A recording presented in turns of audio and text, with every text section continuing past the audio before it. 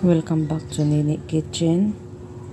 Ngayon, isang napakasimpleng ulam ang ihahain natin. Saluyot with pritong isda.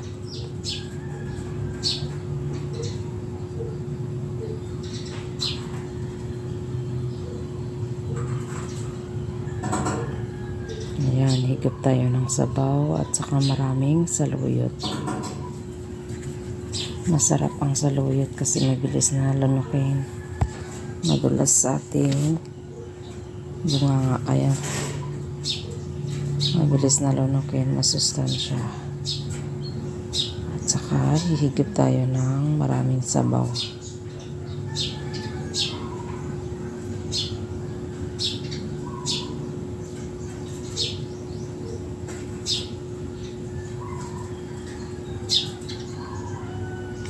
Ayan yung ating saluyot. Bagong pitas ng mga saluyot.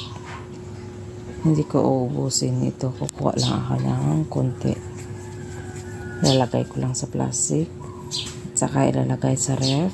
Hindi siya masisira.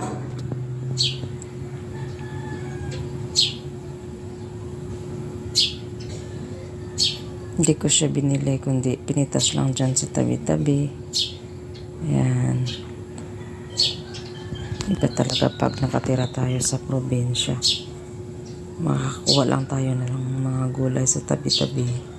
Hindi na natin kailangan pang bumili. Ayan.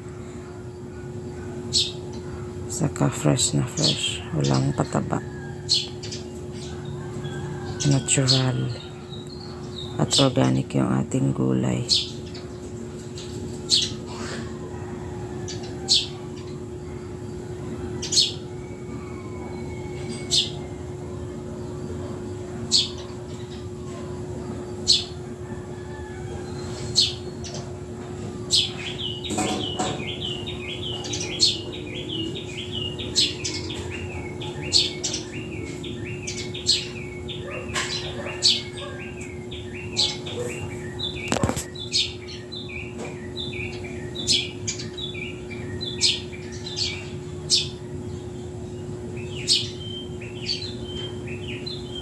Ayan.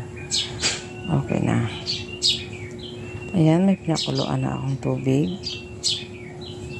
Lagyan ko ng sili. Lagyan ko ng sibuyas. Lagyan ko ng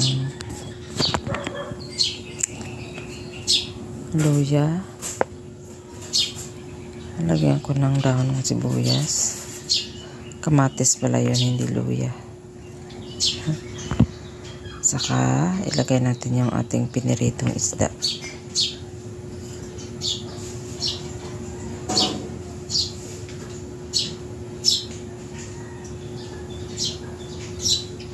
Lagyan ng asin.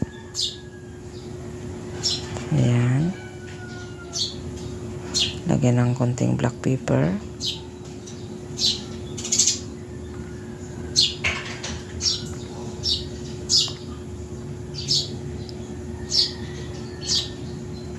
Saka lagyan ng asukal.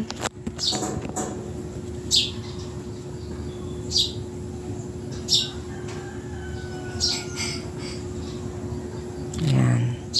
Takpan muna natin para mabilis kumulo. Ayan.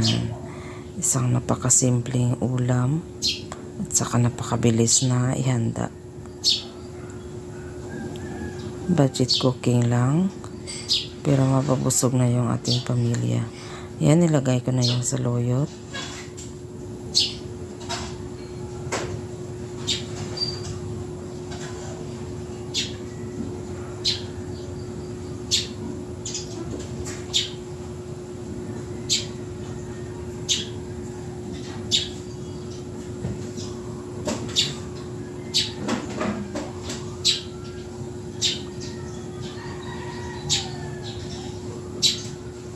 Ayan.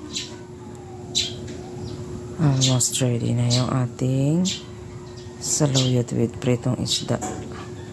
Napakabilis lang ihanda. Paborito ng anak ko.